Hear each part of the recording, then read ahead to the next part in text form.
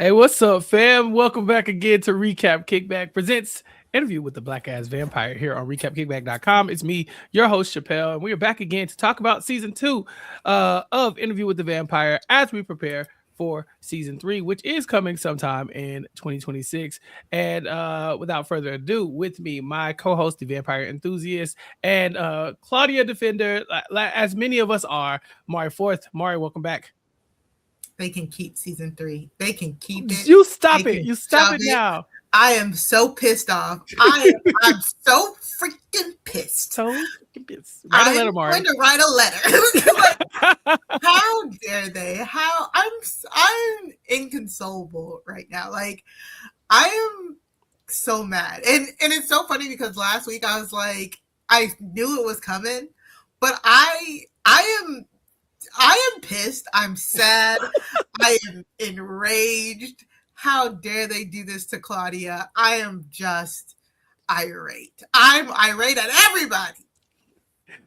Stay mad because we got a lot of feelings to get through as we talk about season 2, episode 6 and episode 7. Episode 6 being titled Like the Light by Which God Made the World Before He Made Light, and episode 7, which is called I Could Not Prevent It. If you are now listening to this podcast for the very first time, you know that Mari and I are doing a spoiler-free recap of Interview with the Vampire season 1 and 2. Mari has never seen the show before, and I've watched it once, and now due to our recap has now watched it twice, and we are going through it episodically to talk about the ups, the downs, and all the in-betweens, and these crazy characters in this very toxic family dealing with Lestat de Lioncourt and Louis de Pondulant, and now that we're talking about season 7, the late Claudia as well. And so thank you all for subscribing to the podcast, joining in the conversation. We've been getting a lot of tweets and comments in the YouTube pages.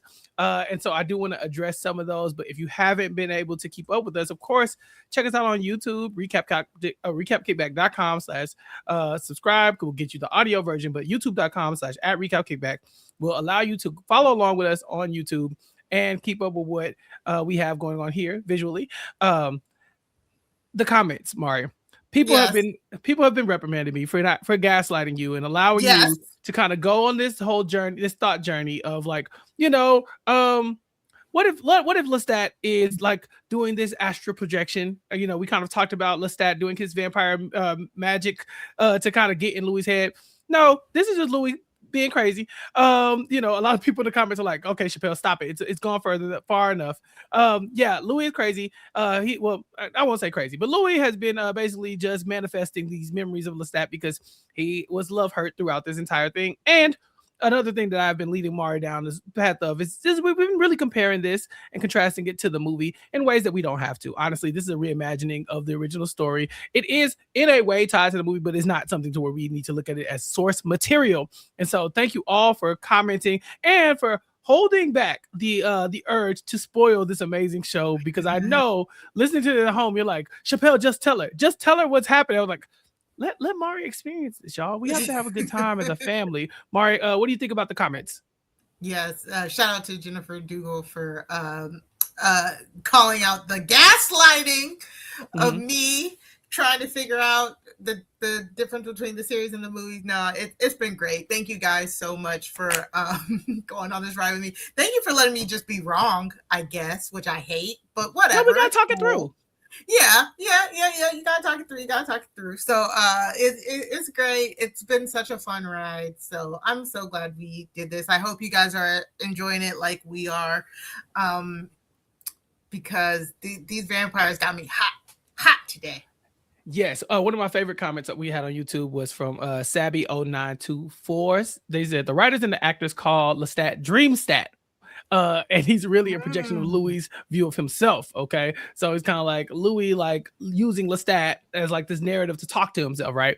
And Sam Reid talks about playing Dreamstat by trying to move and talk like Louis as well. So he's kind of like mimicking Louis' own speaking patterns and stuff like that in a lot of their interactions, so that it feels as though like it is Louis, just kind of projecting himself with Lestat almost kind of like being the avatar for that. So I love that. Did you notice that on the rewatch? I definitely did not until I went. What I saw the comment and I went to go pay more attention to it. And we get a little dream stat in this episode, just a very quick. And so yeah, this is why I really wanted to rewatch the series, because once I know how it ends, of course, obviously want to go back and see if I can pick up on any other pieces of the story. Because as we've discussed in the past, Mari, the narration of Interview with the Vampire is unreliable, and I know that's something that you have enjoyed in the past. We have seen Louis basically talk about the way he told the story to Daniel Malloy back in the early well, what was it, back in 74, the 70s. Yeah, back in 74, yeah, 73, and now here it is in 2020. He saw the story with a different lens. Some years have gone by, maybe some memories have failed him, but also he has different motivations. He wants to tell his story in a way that really highlights this love story, almost that between him and Armand. And so for Louis, maybe things don't line up all the time, and Daniel is there to press him on those matters.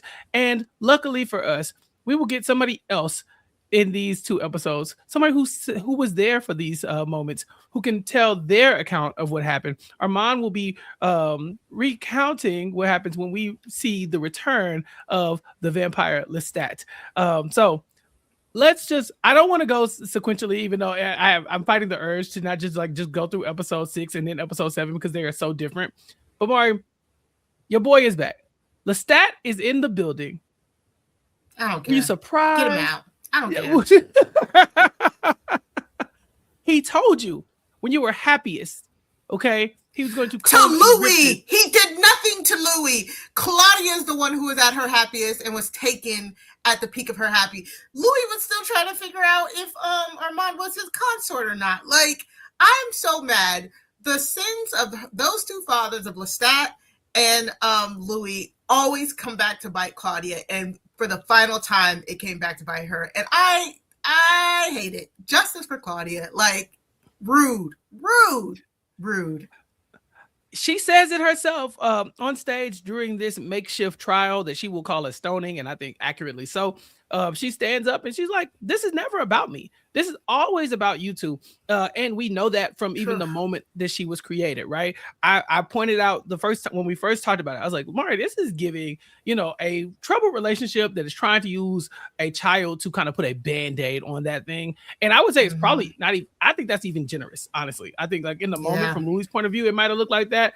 But now that we're getting some of these alternative viewpoints on things, like Lestat's point of view, it honestly feels like it's something that Louis wanted and Lestat gave him, and Claudia has just always been a victim of that. It was always about what Louis wanted, and Louis wanted Claudia because he felt guilty about the things that he did to lead her into that moment of being, almost burnt to a crisp, calling him a black angel and all those things. And Lestat wanted to give Louis something to make him happy because he was tired of living with unhappy Louis. And so he's like, okay, I'll give this to you. You're going to stay with me forever.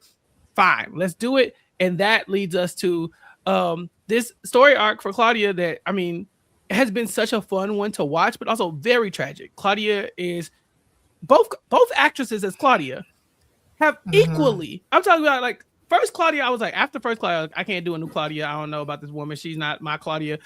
By the time you get through done with season 2, you're like, both Claudias, justice for both of them, because neither one of them deserved any of this. They were like the perfect actress for that version of Claudia, right? Because it was 2 versions of Claudia. It was the fledgling Claudia, and then it was the more plotting, ruthless, mature, untethered version of Claudia. And Delaney Hales or something, I forget her last name, but her performance here as Claudia in both of these episodes was just spectacular. And her accent, which I don't even know where or why she pulled that out, or if that's her real accent, whatever it was amazing. Her accent, I love it so much. And so it's not fair. It's not fair. Claudia literally just kept getting caught in the crossfire in her making, in her trying to live her life, and in her death. Her death her death isn't even about her. In the end of No. it. Again, it's the two of them. And again, it's after she finally finds her companion and she finally feels like she's found home. And then it comes up to catch her. And I cannot be more pissed off. Like, I cannot be more pissed off. Mm-hmm. I'm upset.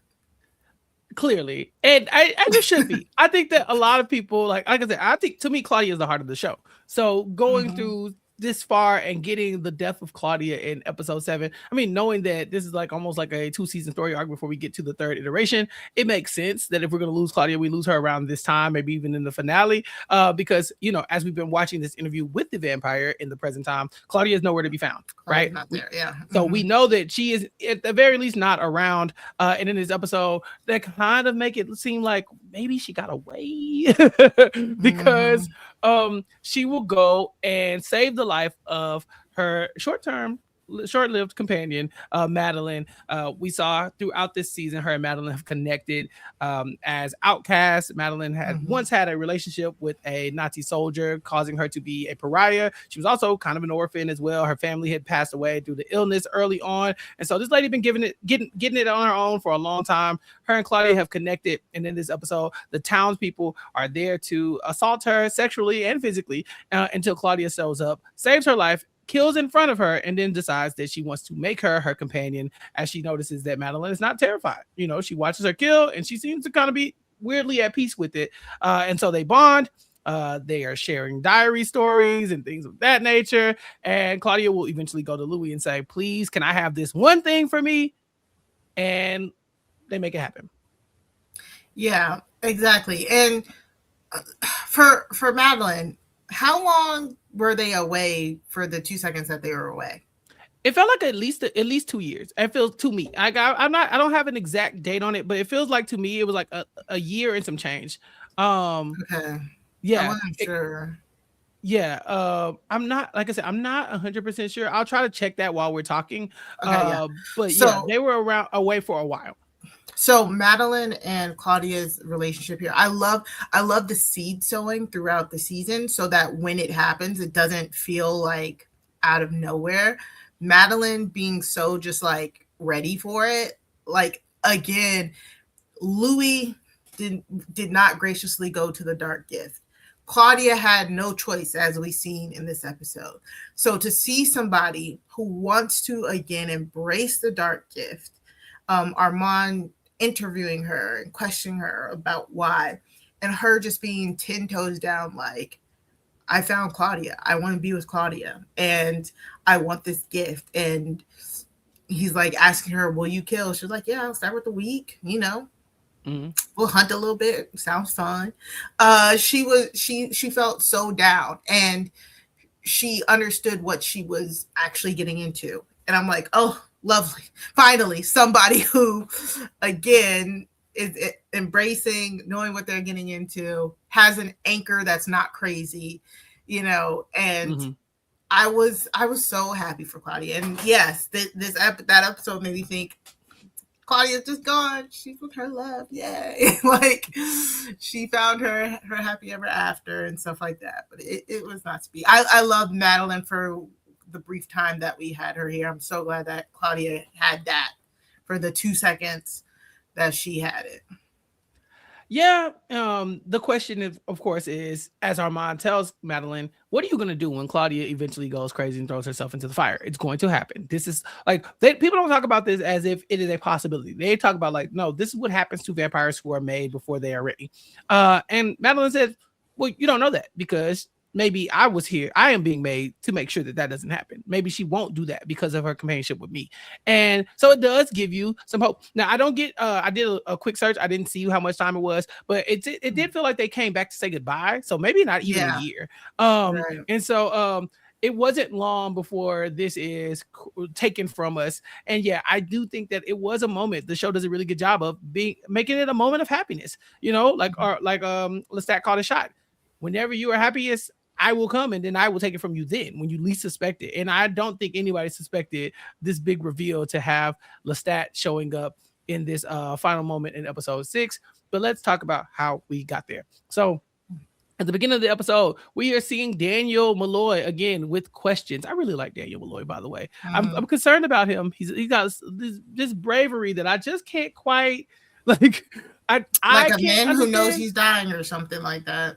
Well, you say that, and then in this episode, when he's confronted with, "Wait a minute, these vampires could kill me," he's like, "Are you going to save me, RJ?" He goes to the Talamasca people's like, "So I want to write a book, but I also don't want to die." And they're like, "Yeah, it's funny you mentioned that because we can't guarantee you that. We're actually very bad at keeping our assets alive." And so, yeah, like I said, these moments of bravery are cool, but then also the actual, I guess, gravity of what's going on is starting to seep in, right? This is not Daniel Malloy dying. He knows a vampire. He's going to give this his last run. No, he knows there is a vampire insurrection coming, right? There are thousands of vampires that we have been monitoring them. There's a whole thing about to happen, and Daniel is afraid. Luckily, he has new Reid there as his undercover Talamasca agent. Were you surprised to see that Reid is there keeping an eye on things for him? Yeah, so that's what I was like. So Reid is working with Talamasca? He is, yes. Okay, cool. That's cool. Yeah. So, I mean, they're an undercover secret organization who knows everything. That makes sense to me. Yeah. We also get this conversation with RJ and Daniel where Daniel is basically showing his like little trepidation for this thing, and RJ's like, "No, we need you to do this. We need you to break the story. We want it to happen in your book and not some like clumsy news report. But also, we got a few questions that if we could just like get you to ask those questions as well while we're in there, just on our behalf, we would really love that." And he even drops what some of the book readers will know as an Easter egg. He says, "If I could swap bodies with you right now and be in charge of the order, I would." And so, something to think about there for the people who caught that. For the people who didn't, Mari, we'll talk about that at the end of the season. Louis and Armand are having a bit of a couple spat though in front of Daniel. Louis still upset about the Mari. This eye roll, please. You good? No, because Louis did all of that, unnamed Claudia, just for you to be not happy 70 years later in this lover spat that you're caught in for the rest of eternity. Oh, decorate your wall. Ugh. Yeah, we do have to talk about how they come from this, because what we're about to watch in season 6, in episode 6 and 7 feels unforgivable, and yet here we are 70 years later, and they're just together holding hands telling this story. So Louis and Armand are tense telling this story though. Very tense. Maybe they don't revisit this story often. Louis upset because Armand has potentially tampered with his memory. We know that to be the case. With only what I guess he can just assume is like an attempt to kind of like downplay some of the things that we're about to get into right now. Armand says this is maybe because this little interview is just always going to bring up old scars that we have just kind of agreed to as a couple not to talk about. So we find out that Armand is taking Louis' advice. He's going to start to like kind of placate Santiago as a way of like keeping him at bay while he's still, kind of running off with Louis and doing his thing on the side. And so Armand is directing a play that doesn't actually matter. This play is basically created by Sam and Santiago and the rest of the vampire crew to distract him while they go and send the women of the play to go and find the Vampire Lestat. They hunt him down by checking with the lawyer. They get the information about where he was last seen. And then we will find out later on that there are other little little nuggets of like clues of the kind of the mischief they were getting into all behind the scenes while Armand is directing this play. And he misses all of this. I have so many questions about Armand as a leader, but also as an ancient vampire. They are staging a coup right in front of him, and he misses all of it. Exactly, especially when he reveals that he is not a maker. He has not made any of those vampires. If he has access to all of their minds. Exactly. Like, how are they doing covert mind whispering when you should be able to talk to all of them? Like, the only thought process is he's shielding his mind so tight from them that, their information isn't getting to him.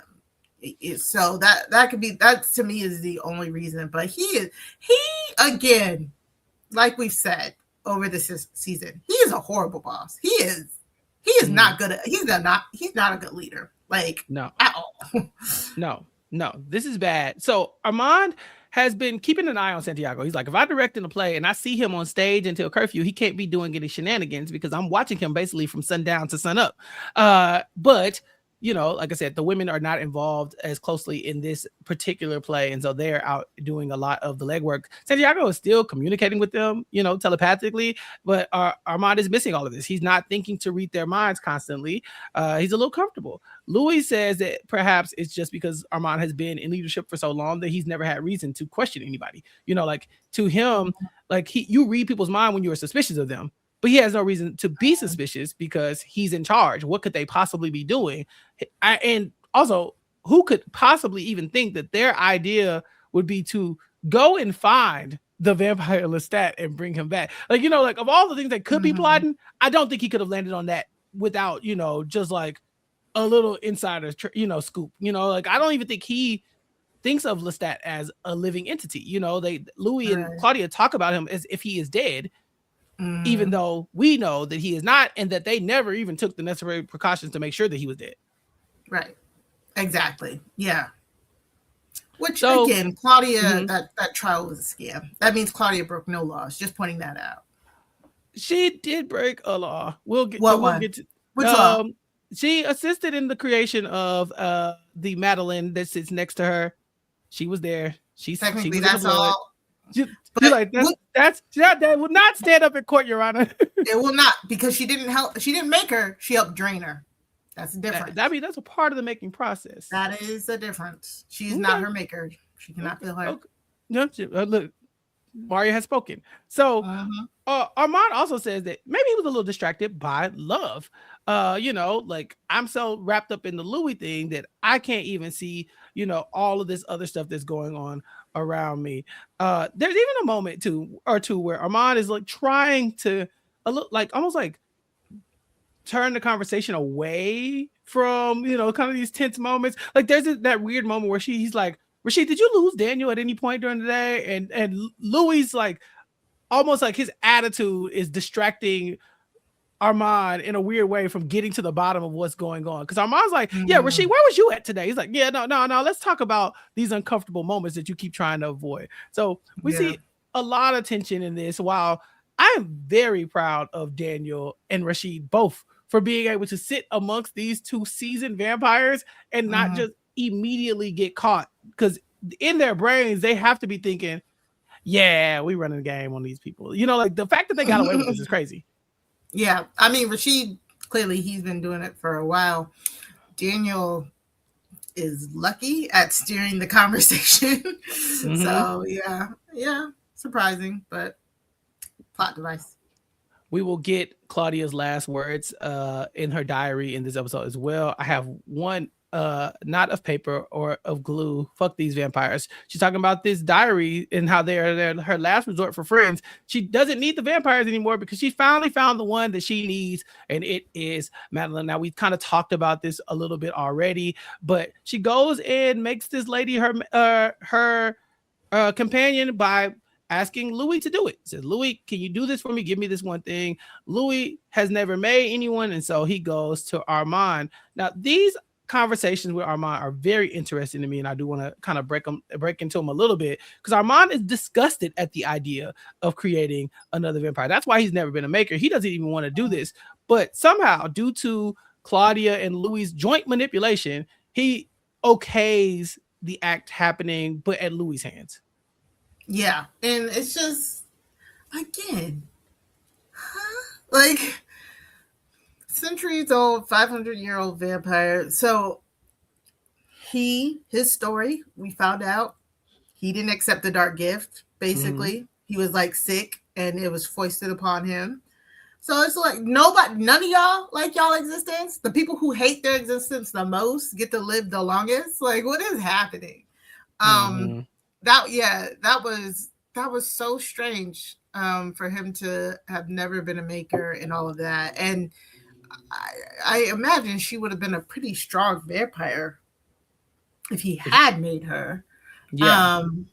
But Yeah, again, weak without going the full way, because you're the only one, who's supposed to be able to make vampires, but then you haven't made a vampire in years. Like, the reason Santiago is there because that other vampire made him, and that vampire is under the thing. So it's just kind of like, are you participating in this insurrection? Because it doesn't feel like you are. And to be like, I can't do it, but I guess you can do it, again, making you look weak in front of the coven. Stupid. All of this is stupid. Yeah, I mean, Louis is in charge.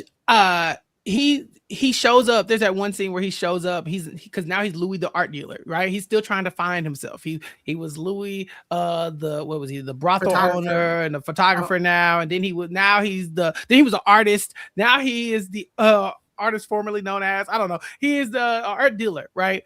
And he shows up at Armand's job. Okay, boom. Shows up at the theater, like, Armand, get naked, get in the coffin. Like, in front of the other coworkers. They just sitting outside the office, like, so just protocol, like, nothing, like, you just go do this in front of us, like, we don't care. And I'm like, yes, Mater. Like, this, it's selective weakness too, because like Daniel points out, when Louis asks him to do something, Louis says, hey, I need you to make Madeline. He's like, no, I don't do it. And I'm repulsed by it. I'm not doing it. No. But then there's that moment where Armand's like, I mean, are you making me do it? And Louis like, no, I'll just do it myself. You can come though. You can, if you want to see it. It's gonna be beautiful. Like, he really is that subservient kind of like. Daniel says you do it when it's hot or convenient, and I think that's kind of one of the keys to Armand. And that it's probably from his trauma. We know that he comes from slavery. That's the kind of like attachment style that he's had with the people who are most important to him. Right? He's been like sold into slavery. He was made by somebody who was basically his slaver.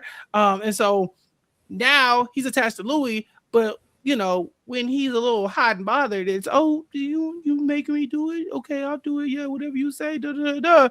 But when it's make Madeline, he's like, nah, I can't do that. It's disgusting. I'm not about that life. So just something very interesting that I've now peeped about him that I didn't really notice the first time. The first time I was just kind of like, oh, Louis just kind of like got a dominating personality. But I think Armand is just kind of already predisposed to that kind of stuff through his trauma. Heated Rivalry did it better. Interview with the Vampire did it first. Okay. Yeah, and I think this was definitely here to show how manipulative Louis can be too. In combination with the end of the last episode. Again, from one toxic relationship to another, it's just a different form of toxic. So they end up going to make Madeline, and we see what that looks like from Louis' point of view. He's like, she accepted it, and like he said, she was looking almost as if she was welcoming it. She even basically just tells Claudia to get in on it too. Madeline was all in on whatever life I was living at first was not it. So I'm down to try this next one with Claudia. And so by the end of it, Louis even disgusted at himself. He's like, I tried to throw up the blood and all this other stuff, but the damage is done. Madeline has been created. And now this family has one more person, except for the fact that Claudia and Madeline have now left. She is her companion, and they are out on the first train smoking. They're gone. I was like, wait, what? I was like so confused. He's like, yeah, I made her, and they're gone. I was like, they're gone? What do you mean they're gone? That was that whole scene there felt. I was like, what? It felt weird. I was just like, what's going on? I don't know. Look, I mean, Louis' whole thing, this entire show has been just like his connection to Claudia. He's like, I will not lose her. And he, Armand was kind of telling him, by making Madeline, you, in a way, it's not going to be the same connection that you have with Claudia. We know Claudia is not Louis' progeny. Is that the word I'm looking for? Yeah. Yeah. And so now he has one. And so he actually has like a blood bond with somebody that's not named Lestat. And so Claudia and Madeline are gone so fast that I think it does kind of shake him.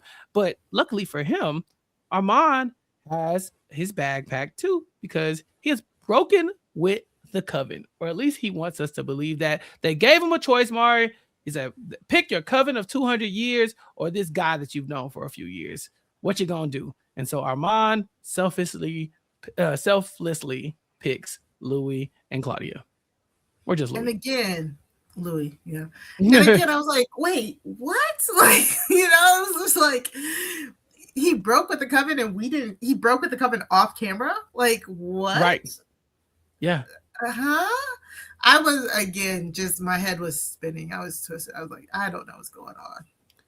Well, I mean, your issues with him breaking with the coven off camera makes total sense because we know what is about to happen next. Shows that maybe he didn't quite do that, because we will see Armand and Louis having a goodbye dinner essentially with Claudia and Madeline. They seem like they're in a really good place. It doesn't feel like, and you can kind of tell by the way Madeline is acting as a vampire as opposed to Claudia, the young vampiress. You remember, the young vampire Claudia was like a serial killer who was collecting their people's fingers and shit like that. You know what I'm saying? Like she was wild, but she was also 14. Because she was so Madeline, lonely. Right, and right. 14, yes. Right.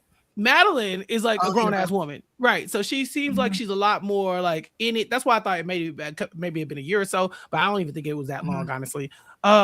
So she kind of talks, Louis talking to her about her powers, and he's asking her some very specific questions. He says like, hey, Madeline, remember when I read your when I was changing you or whatever, I saw that you had a sister that died. You're not trying to use Claudia as a replacement for your family, are you? And after that I said, Louis, do you see how orange you look right now? Right, like, you know what I'm saying? Like, dog, you are the epitome of I lost my family, thus I am going to replace you with a new family. Like, that's your whole thing. How dare you? Your whole thing, your whole vibe. Just took your whole shtick. Just shut up.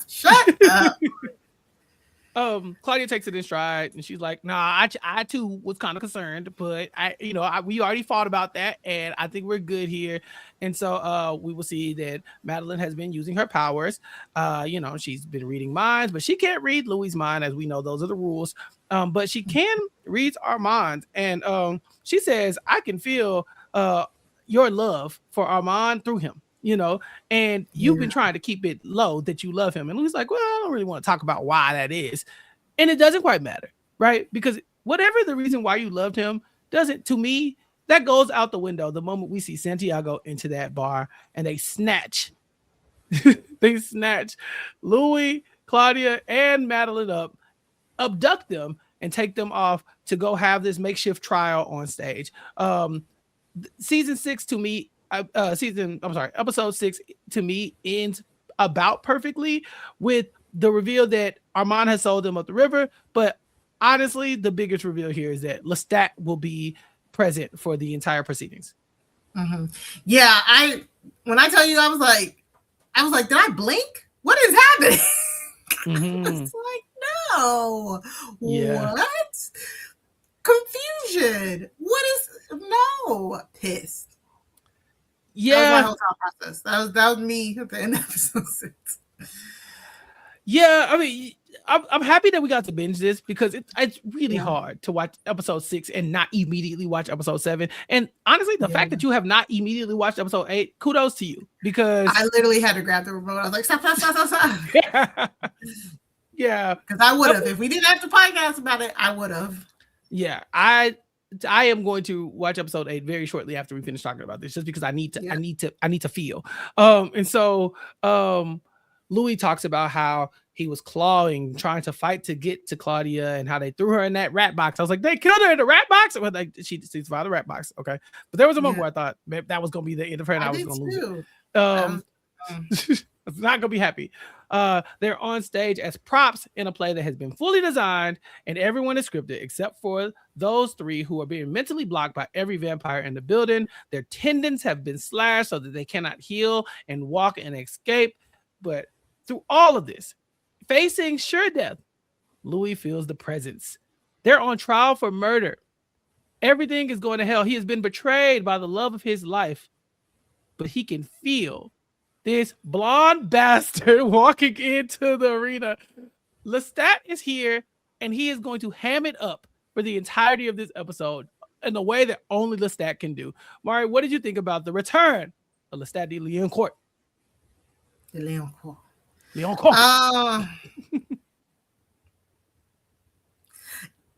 Get revenge on the person you came to get revenge on. Like, I mean, to be fair, Claudia was complicit. She can get revenge on both of them. It was so interesting, right? Hatred aside, like he's the abuser, y'all. We're not rooting for him. Sorry. Okay. Anyways,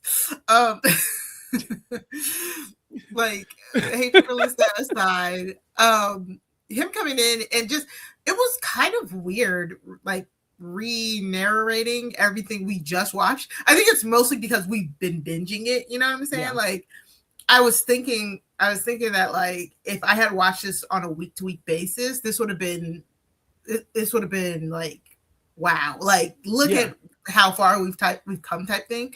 Again, it didn't, destroy my watching of it or anything like that. I just thought I was like, this is a play within a play about everything we just like we just hear, type thing. But and then at first I'm like, oh my God, okay, we're just lying to be lying. But then when we get to the parts where it's like it slowly starts to reveal and we're going back and forth between Lestat's realization on stage, Louis' realization in modern times, and the true unfolding of like basically when you know the ending, it's like, oh, Claudia's life is flashing before her eyes now that we, you know what I'm saying? And it also made me want to go back to the fourth episode and rewatch those scenes too. You know what I'm saying? I didn't because I didn't have the time, but it did make me want to do that. And it was just, I was like, damn, like it like had you in the feels, like not for either two of them. I was just sad for Claudia. I was sad for Claudia the whole time, but yeah. For the Lestat stands out there, and there are stands out there. They're out there. Okay. I'm not one. Okay. I won't. Okay. I am not one of them. But that man ate. This episode is like, Sam Reid, wherever you are, how dare you be this good? They've been telling us that Lestat was this good this whole time, right? Like he's so flamboyant, but he's also demanding of the stage. He's like, he's so charismatic. He's everything that they said he was going to be. Okay, fine. You told us that. But then we got to watch it. In the way he had the crowd eating out of the palm of his hand while they are watching basically a murder trial. They are laughing. They're crying. He is handling hecklers in the back of the room. He's this man is wild. He's going over to people and making them feel vampire sadness and loneliness to where they are literally jumping out their seat being like, nah, how dare you, Louis? How dare you? The way he tells his story, we thought Louis was an unreliable narrator. Lestat made this story sound so bad for Louis. He came here to bury this man. He like, my beloved Nikki was taken away from me and he threw himself into the fire. So I went to New Orleans and then I met this man who was out here like dealing with all of his own traumas. And then he hunted me and he said, come to me, Lestat, come to me. But look, if I was Louis, I don't know, I would have found the strength to throw that chair. Like I just would have exploded like would have turned to Jerry Springer real quick. Quick. How dare you? He was so good. I was seething because I was like, why are you lying? So you lie. You're just lying just to lie. Just lying to lie. Just lying to lie. Vampires. He's so good. Lestat is so good. Dan Malloy will call this Ghost Lestat was basically being a byproduct. This isn't Ghost Lestat, right? This is a byproduct of your new boyfriend selling you out to your old boyfriend. And so from Lestat's point of view, Nikki was taken away from him. He came to America. He met Louis. Louis hunted him. Louis always popped up wherever he was. Louis said, come to me. And so Lestat, to show himself worthy of being a companion to Louis, he offered him immortal life and eternity together at the altar in a church. This man said, we exchanged vows. Which how did he turn this into a marriage? How did he turn this into a marriage, Mari? Right. When Louis was half like out of his mind and insane from him talking to him, like in his mind, like, crazy. Lestat is ridiculous. Again, the ultimate abuser, gaslight or manipulator. So if you're looking at this through this Lestat lens, Lestat's like, I married you in front. We took oaths in front of the bodies of priests that I killed in front of you. Okay, you knew what this was. Okay, you watch me put my hand through a priest's head And then when I offered you the dark gift, you kissed me, okay? You in front at the altar. So you were all in on this. But then you rejected the gift. It was all about you. You told me how lonely I would always be. And loneliness is the worst thing that you can make a vampire feel. And then you got the crowd being like, damn, loneliness is crazy. That's crazy that he would do that to somebody that he married like that, who gave him eternal life, who gave him a gift like this. Why is Louis so awful? Then Louis kills people. It leads to the city being burned down. And then he goes and tries to adopt this daughter out of nowhere. And I begged him and I told him, like, Louis, don't do this. You'll regret this for the rest of your life. And that's when we found out some of this is true. When we saw this in the first account, it was through Claudia's eyes. And Claudia was out of the room when that part happened. Yeah. She saw the fight pop off because Lestat did choke Claudia. Louis did defend Claudia. They go into that room and Claudia's outside the room and Louis is in the room giving it to Lestat. Like mink, mink, mink, like bops his head off the coffin. And he tells Lestat, you put your head around my child's neck, I'm gonna choke the hell out of you and I'm gonna chop your head off and take it down to the zoo and let the lions eat it. But all Lestat is hearing like, you're really finna leave me and go off with Claudia? Claudia, who left you for 7 years? So you can sit here and abuse me emotionally. I sat here through all of that and you about to leave me for this lady who didn't even care about you to stick around? Oh, hell no. I'm finna fly in the sky and break you. And that's what he did. This scene was controversial in the real time, Mari, because people started to look at this and be like, maybe Lestat had some points. What? Yep. I seen online. I was looking at some Reddit threads and people were actually saying that Louis' violent reaction, like, I'm going to choke the life out of you and cut your head off and all this other stuff, showed that Louis is actually equally as abusive as Lestat. What do you think about that assertion? I mean, again, the relationship is a toxic, abusive relationship. We've been said that. Mm-hmm. But to be like the main aggressor, Lestat has been the main aggressor again since Louis' turning. You know what I'm saying? Like he has been the main aggressor. And for you to be like, oh, some points were made is crazy, especially like during the play when Lestat finally admits he's like, yeah, I tried to break him. I couldn't possess him. I tried to break him. Who does that? And Santiago is like, it's just a spat between lovers. I'm like, let's not excuse intimate partner violence, please, and thank you. Like, and even when Louis is threatening Lestat, he's doing it in defense of another person, his child who Lestat is abusing. Oh, yeah, everybody. The internet was weird about Lestat it. Is not the hero. Please, he is not a victim in this. Now, like you said, were there toxic moments between the two of them exchanged from Louis' side? Of course there were. Louis telling Lestat you'd always be alone and this, that, and other, blah, blah, blah. Fine. Louis should have left. Louis did not leave. Louis stayed throughout.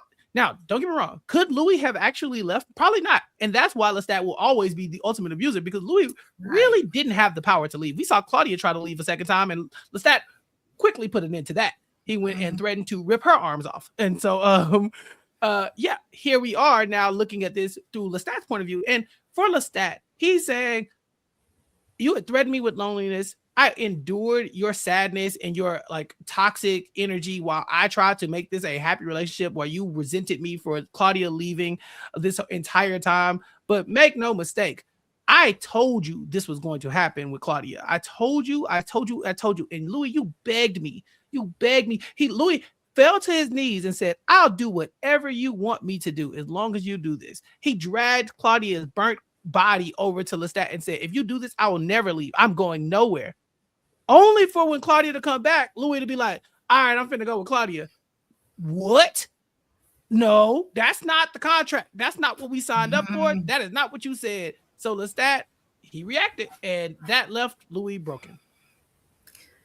That was crazy. Now that you mentioned it, I totally forgot that we got that whole interaction from Claudia's point of view in the journals. I totally forgot. That's Genius. That's absolutely genius. But yes, again, still not a reason to take somebody into the sky and drop them from what, 2 miles in the sky. No, not a reason. But I mean, not good. Not Louis good. the liar and sucks. And again, kids should not be made.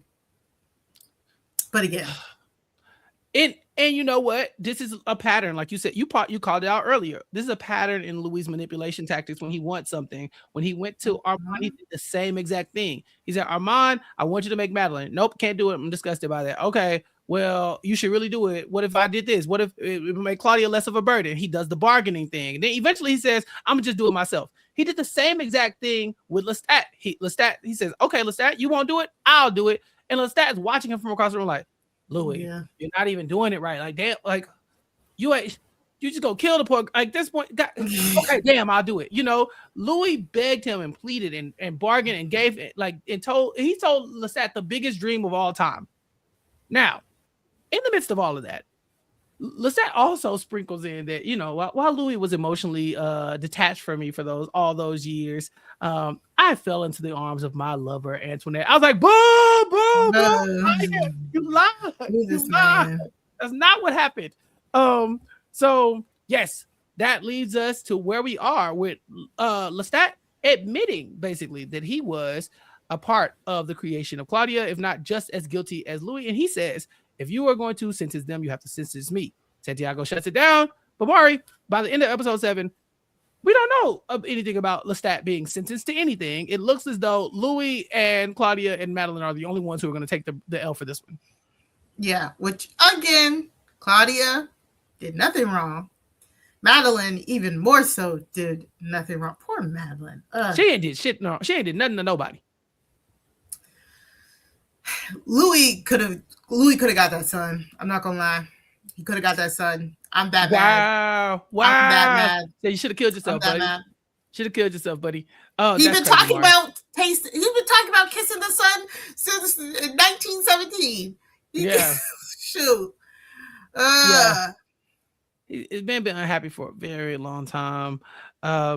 So yeah, we noticed that these are the moments that Lestat goes off script a little bit. Armand will go on and say that you can't script a hurricane. You know, like he was not supposed to say any of this stuff. But when he admits to, you know, being a part of the creation of Claudia and all that stuff, and even attempting basically to kill Louis with the cloud power, then he's as guilty, if not more, than the 3 people that you guys have on trial right now. Claudia even stands up to say it.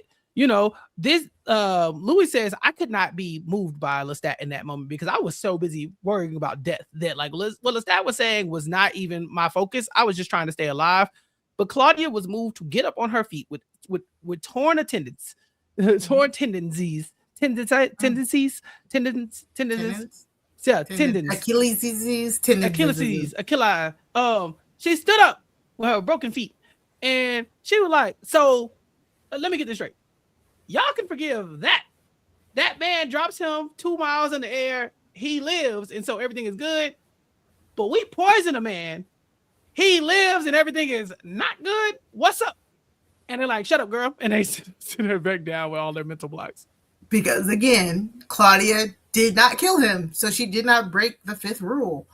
She broke no laws. No laws. Antoinette is dead. Antoinette is dead, Mari. Antoinette is dead. You stop it. I forgot. I keep forgetting about that whole. You're right. She did. She did do something. So, well, she deserved it though. Facts. Lestat all crossed an ocean to get revenge on Louis and Claudia, and that is exactly what he is going to do here. Claudia ends up confessing, I poisoned him, and guess what? He didn't die, so we should be fine. But it's too late now that she has said those words, and Lestat has got to tell his story and talk about how they got him here. This is where we find out what exactly was going on while Armand was kind of like directing this fake Sam play.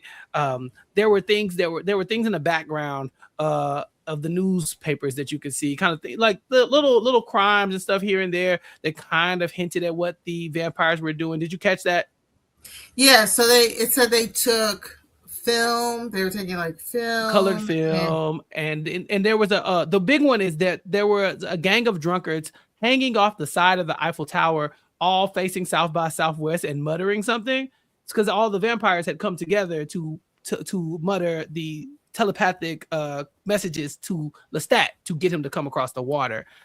They sent for him, and the play outlines that in color. Now that they've stolen all that film, so those little clues were placed in episode 6 to kind of show how we got Lestat here, considering no one had heard from him except for via telegram since the 40s. So that said, it's not looking great. Now you ask yourself, where's Armand during all of this? Armand has the best seat in the house. He's stuck in a little booth, watching as Sam, the other vampire, is guarding him and making sure that he doesn't get away or do anything to stop any of this from happening.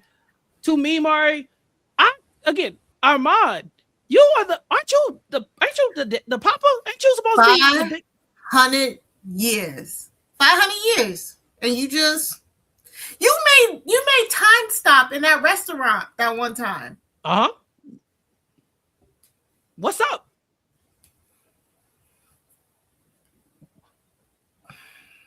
Louis will defend Armand by saying the entire time he sat there, he was devising a plan to get Louis out, and we will see what that plan is. When it's time for the sentencing, they ask Madeline to stand up and face her sentencing. She is given the opportunity, as someone who has not really done anything wrong, to either join the coven or face the same sentencing as her maker and Claudia. And Madeline says 10 toes down, broken Achilles and all. She says, companion, and Claudia is my coven. And so she will be sentenced to the same death that Claudia is sentenced to. What do you think of Claudia's last words, though, Mari? Like her last words or during her sentence? Oh, her sentence. Yes. Yeah. Her last request. She said, hey, you in the back. Take your hat off, right? Okay. I now know all of y'all faces, and I'm killing every single one of you. If there's an afterlife or if there's not an afterlife. Claudia was so boss in this moment. It's like, again, she's 14, but at this point, she's been alive for 30 plus years. And she was just starting to get her feet under her. And her just being defiant until the end was just so good to see. Again, Delaney did a great job there. And when she's forced to sit down, she's like, this isn't a trial, it's a stoning. And I was like, dang. Yeah. Claudia also sentenced to death by the people in the crowd. But then when it's time to sentence Louis for not 1, not 2, but 3 of the major unforgivable vampire laws, Armand's power, this man, 500 years, he finally figures out, how do I save Louis? Oh, that's right, banishment. He mind controls all of the humans in the crowd to make them say banishment as their sentencing for Louis. And so he will not be put to death. He will be banished to Berlin. That's what they tell the crowd. Yeah. Belgium. To Belgium. That's Belgium. Belgium. Yes. Belgium. So off he goes, Mario, to Belgium. Happily ever after, the end. Might as well.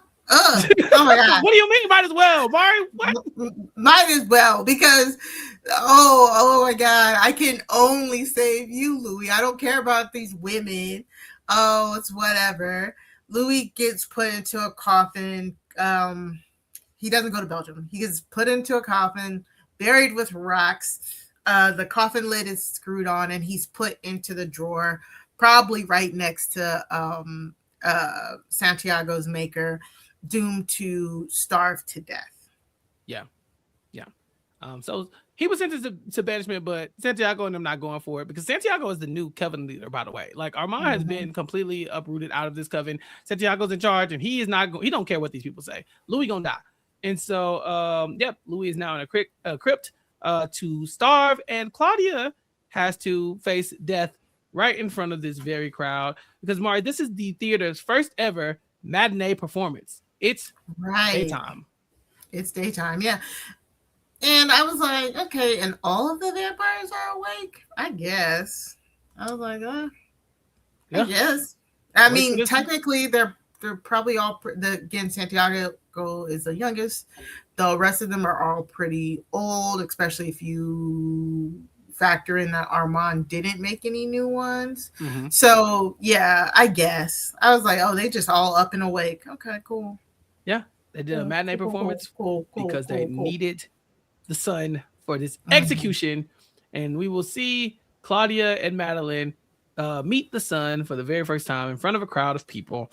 And Madeline will die first, as Claudia will turn her back to the sun, almost to shield her, and she will sing that awful little bird, the little window song that she was singing on stage.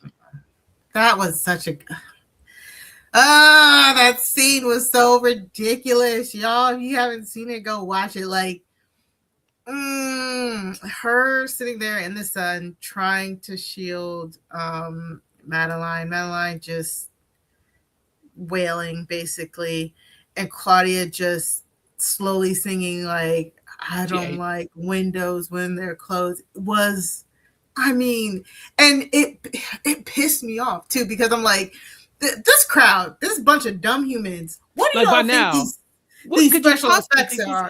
Right. It is 1940 something. These special effects aren't this good. And I thought it was such a good callback for her to be like, oh, so you loved it when I was performing for you, but you're sentencing me to death, and this callback, and her nerve to turn around and look at Lestat to be like, this is what you've done. Oh my God, it was so good and so heartbreaking. And I have never been so mad in my life. I was so pissed. The eye contact between her and Lestat is crazy as well. Like, he does not look away. You know, he watches this happen and she watches him watch it happen. And it's tragic and it's slow. And to me, this is one of the best episodes of just like the series, just the way the pacing is. I was actually rewatching it with my cousin and one of my friends. I was watching it and they were, she was braiding his hair. And so they were like, what are you watching? I was like, oh, Interview with the Vampire. And I was like, you got to watch it. And they're like, all right, whatever. I was like, yeah, you got to watch it from the beginning. I don't want to spoil nothing. But I'm sitting there watching and I just keep seeing people walk in the room looking. Then they sat down. I said, y'all okay? They're like, we got to see what's going on. What's happening here? I was like, oh, it's not good, y'all. And by the end of it, they said, oh, I got to watch this show. I said, yeah, do. Because we watched the death of Claudia here at the hands of Lestat in front of a room full of people. She did not go mad. She did not throw herself in the fire. She was murdered, executed for her crimes that I would say were mostly justified, if not all of them were justified. And not crimes. Yeah, and Louis wasn't there to witness it. He actually missed all of that, while Armand and Lestat were both in the room. I have so many feelings about this episode. Like, for one, I'm always looking at Lestat like, are you dastardly demon? You know, like, why would you do this? But I mean, it makes sense. She did try to murder him. He's never really enjoyed Claudia to that extent, you know, like, so it's like, I could see that happening. But, you know, the like Armand can only save one of you argument, to me, we watched him beat up Lestat already once. You know, when Lestat first came to Paris and he was wandering around Paris, kind of like Louis was, lawlessly with Nikki and whatever, Armand shut it down, beat him up, threw him over there, telepathic, you know, all that kind of stuff. But here he is trapped because Sam the vampire said so, you know, like, I mean, at least kill Sam, you know, like, I'm just saying, fight back, do something. So yeah, this episode just leaves it like, it just takes, I don't know, it takes like all the wind out of you, to me. Like, it just kind of like leaves you kind of like sitting in like this silence of like, damn, that really just happened. And that's how the episode ends. It ends in silence. There's no outro music and stuff like that. Yeah, and even in Lestat's face as he's watching Claudia burn, it was not to me, let me know what you think. It was not Smug's Lestat satisfaction. It was not. It looked like he was a tad bit regretful. I'm trying to find the word. It's not. It was like shock and disbelief, and then like, like, you know. I hear you. I kind of want to put it like almost like akin to him dropping Louis. You know, it's like I dropped you because I wanted to hurt you, right? And maybe even I wanted to kill you. But the moment you hit the ground, I realized, oh God, I fucked up. You know what I'm saying? Like I messed up. And I think that with Claudia, he's like, exactly. With Claudia, he's like, I wanted to hurt you a lot. But now that I'm seeing what it looks like when it happens, I'm like, damn, I don't know. You know, maybe did I take it too far? You know, so I too thought that. And again, I can't say enough about Sam Reid, but the look on his face throughout, right? The moments of clarity when he would kind of go off script and be like, no, that's not, you know, like I was wrong. Like I was wrong for dropping Louis. I shouldn't have done that. Like, and I'm just as guilty about making Claudia as Louis is because I should have told Louis no. I should have, you know, like those moments where he kind of like takes ownership are so different than the moments where he is like just performing and stuff like that for the crowd. And this felt like one of those honest moments too, right? Where it's like Claudia is dying and he did it, but he doesn't look like now I've done it and Louis, you next. You know, he looks like, damn, I really did that. And you know, a part of it might be because Mari, he made Claudia, you know. Yeah. I don't know if that has some type of like almost like connection between them. And I think they hammered in Louis' connection to Madeline in order for you to also think about that. Yeah, because your maker can feel you, and then they can feel you not there. You know, so. Ugh. Yes. Boo that man. Boo. Ladies and gentlemen, the Vampire Lestat. So, Mari, that is the end of our episode 6 and 7. But I have a couple questions for you, Mari. We see that in the real time in 2020. In episode 8, we will know that Louis and Armand are just fine. At the beginning of the season, they were holding hands and, you know, finishing each other's sandwiches and all kinds of stuff like that. How do you think we get from this to that? Denial, and apparently Armand playing in Louis' mind a little bit. Like, that's the only thing I can think of, because how he completely like betrayed your trust. It's almost like he quote unquote leave the coven just to help track down Madeline and Claudia for the justice. Like I don't know. I kind of want them to elaborate a little bit more. I know they said like, oh, the coven said it was either his life or theirs, but I would like a little bit more elaboration on that. Yeah. By the time the 70s roll around, Armand and Louis are together. And Armand says in this episode, I didn't betray Louis in the 70s. Louis asked me to remove his memory of him trying to take his life. That is something that he came out the shower and he did it. And so I gave that to him. But there's still that big gap between the 40s and the 70s that I would love to know. Now, how did this makeup happen? You know, like I know. I mean, Armand did it because they were fighting in the 70s. They were fighting in the 70s, yes, but they got, 30 years, Mari. Like, do you think they are fighting for 30 years? You know, or like what? Well, no, for 23 of them, they were clearly stomping down those thoughts because they hadn't said Lestat's name and stuff like that. So they just like, but what's the next episode? Louis is left to starve. What do you think? Oh, we know he gets released, and we know that they burn down the vampire theater, the vampire. But how? But it's just got to see how. Yeah. Armand finally decides to use some of them 500-year-old tricks. Hopefully, maybe Lestat grows a heart and helps in some way, shape, or form. Why do you think it is that that Armand would only try to save Louis? Because everybody loves Louis. They're in love with him. He's You're over it. Mari's done. She like, I'm done. I'm through. I'm done. She like, damn, they the sun shine up in their ass. Yeah. Exactly. Just like a certain pixie we know of. Um, yeah, I leave this episode with just so many questions. Honestly, like you said, we get to 2020 and they are a happy couple, but the road to that has to be explored. I think I've said this before, but I do love Daniel Malloy as a character, because his questioning, his questions are good, but his attitude toward Armand is very fascinating to me, right? Because Armand is, you should be afraid of Armand, and we know he is. RJ will tell Right. him you should be more afraid of Louis, which is fascinating. Yeah. Because in my mind, while you're sitting there and Louis is opening himself up emotionally and telling you these things and telling you what you can put in the book and to change things and make himself like kind of like being more vulnerable, you're poking at Armand the whole time. Like, oh wait, so your old boyfriend you got sold out to you by your new boyfriend, huh? What's that like? You're like he on Armand's neck, and I'm like, Armand, no, like I'm not saying Armand should kill him, but this man talking crazy to you. It's been 500 years, and you let this man talk to you like this. You gotta shoot him. Just saying.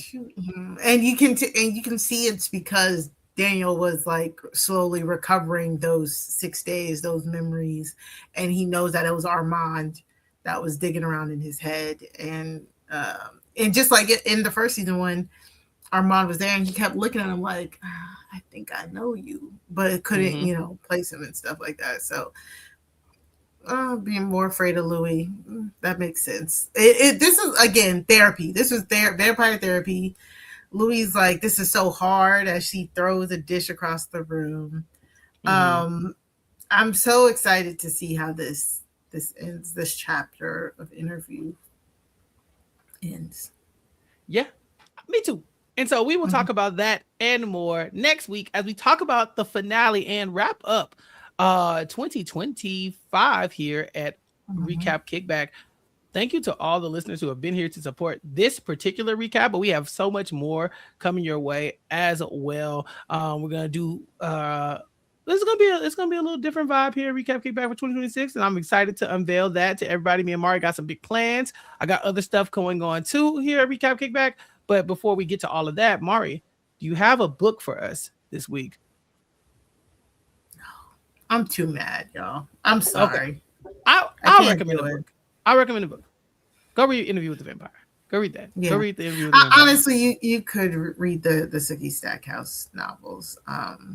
True Blood. Oh God, no, don't read that. Don't read that. They are. Read that, but don't watch the show. Don't watch the show. Just please save yourself. Treat yourself. You know what I'm saying? Just love yourself more. Exactly. I also don't think we talked enough about Jacob Anderson throughout this so far. Oh yeah. I know kudos to that man. To go from Grey Worm, who was basically just a bunch of grunts and facial expressions, to this, amazing. But that's it. Mari, tell everybody where they can find you. Any last words you have before we come back to season 2, episode 8 finale? Anything you want to share before we wrap this all up? Yes, please go to crimescenepod.com in order to subscribe to Crime Scene, where me and Sarah Carradine, along with fabulous guests, do a true crime review. Also, head on over to buymeacoffee.com/crimescenepod. We're trying to fundraise money in order to submit ourselves for a Webby Award. That way we can kind of get some international attention, hopefully. So yeah, sling us a couple books if you can. We would greatly appreciate it. We just dropped Aloha the Hostage, featuring Matt Scott. It was a very harrowing documentary. We also talked to Mary Payne Gilbert this past week about what was it? Oh, Merchants of Joy on Amazon Prime. I would not suggest watching that show, but go listen to us on Crime Scene. Oh, all right. You can also find me on Bluesky at Mari Talks Too Much. Yeah. Follow at Mari Talks Too Much wherever you can follow her, and of course keep up with more Recap Kickback content here.